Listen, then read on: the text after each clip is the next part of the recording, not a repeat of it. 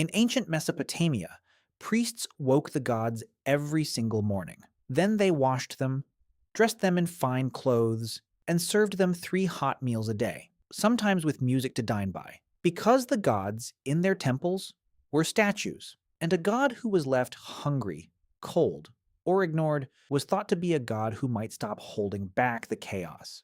Tending them was a job, a daily duty of feeding and flattering the powers that ran the world.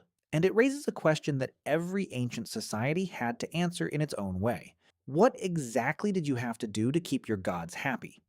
And before you write this off as primitive superstition, look closer, because there is a cold logic running underneath all of it.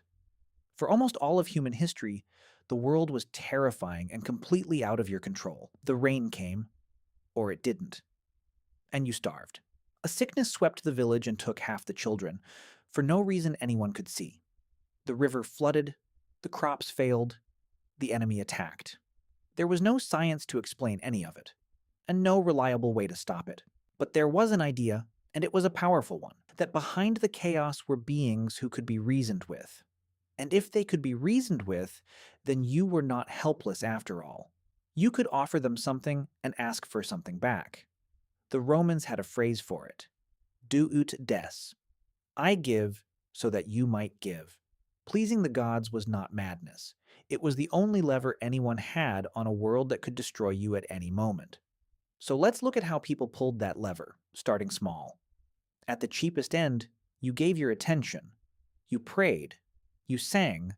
You learned the names and the moods of your gods, and you flattered them constantly. And you tended them the way those Mesopotamian priests tended their statues. In Egypt, it was much the same. The god lived in the temple as a statue, and everyday priests would wake it, purify it, dress it, feed it, and put it to bed, as though it were a living king. Festivals filled the calendar, whole days set aside to honor one power or another with feasts and processions. None of this cost a life, but it cost time and devotion, and it sent a constant signal upward. We have not forgotten you. We are still loyal. And people did not only feed their gods, they built them houses, and the effort is almost impossible to overstate. Temples, ziggurats, and pyramids were often the single largest thing a society ever made, swallowing decades of labor and unthinkable resources. The most astonishing example sits in what is now Turkey, a ring of massive carved stone pillars called Göbekli Tepe, raised more than 11,000 years ago. It is the oldest known temple on Earth, and here is the twist. It was built by hunter-gatherers, before farming, before cities, before writing. Some researchers now think the very need to gather and worship may have helped pull scattered humans together into civilization in the first place. The gods, in other words, might be older than the farm. But words are cheap, and everyone knew it. So you gave things. The first and best of the harvest, set aside before you fed your own family. Wine and oil and milk poured out onto the ground or the altar in an offering called a libation, given to the gods by literally pouring it away. People left small treasures at shrines, carved figures and jewelry and weapons, as gifts and as thank yous for prayers answered. And sometimes the gifts were staggering. Across ancient Europe, people threw real wealth into lakes, rivers, and bogs, swords, shields, gold, deliberately given to the water and never taken back. In some places, they would first bend or snap a fine sword in half before throwing it in, killing the object, sending its spirit to the gods along with the metal. This was not waste to them. It was the most serious kind of gift, the kind you can never get back. And then there was blood.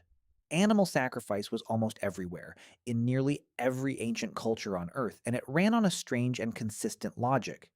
You took a valuable animal, an ox, a goat, a sheep, and you killed it on the altar, and you gave it to the god.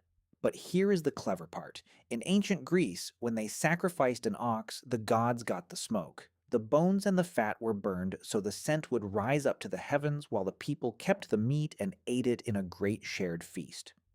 The Greeks even had a myth to explain the oddly lopsided deal. The trickster Prometheus once fooled the gods into choosing a pile of bones hidden under shiny fat over the actual meat, and ever since, the gods had been stuck with the smoke. For poorer families, A sacrifice was often the only time they ate red meat at all. So the ritual fed the gods and the community in the same act. The gift was real, the animal truly died, but the people were fed too. It was devotion and dinner at once. But what happens when even that is not enough? When the drought drags on, the plague will not break, the war is being lost, and the gods still seem deaf. Then some societies reached for the most extreme offering there is.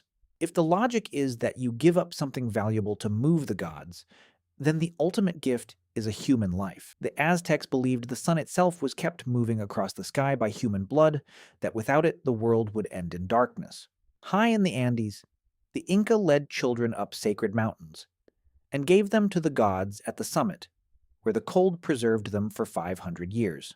In the ancient city of when a ruler died, dozens of attendants seem to have gone down into the tomb with them to keep serving in the next world.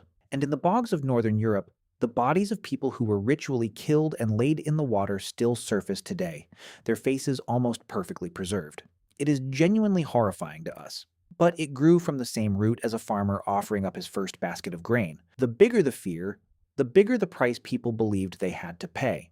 And that is the thread tying all of it together, from a poured cup of wine to the unthinkable. The offering had to cost you something. A gift that costs nothing proves nothing. By giving up the animal you needed, the treasure you had worked for, even the person you loved most, you were proving the depth of your fear and your sincerity in the only currency the gods seemed to accept. The pain was not a side effect. The pain was the point. The pain was the proof. And it was not only about giving, it was about listening too.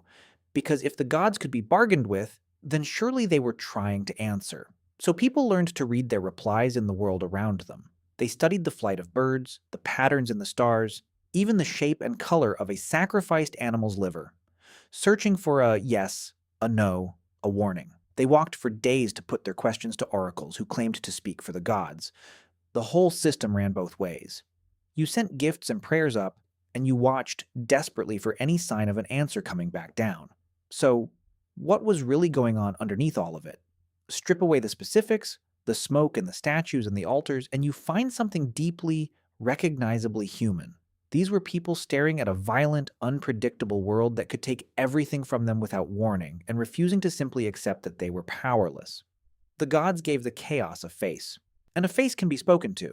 A face can be pleased, persuaded, bargained with. Sacrifice was the first technology of control, an attempt to find a handle on a world that did not seem to have one. It was terror and hope, fused together and turned into ritual. It was people doing the most human thing there is, refusing to do nothing. And for most of human history, it was genuinely the best available plan. But slowly, something began to take over its job. We learned that the plague came from something too small to see, not from an angry god.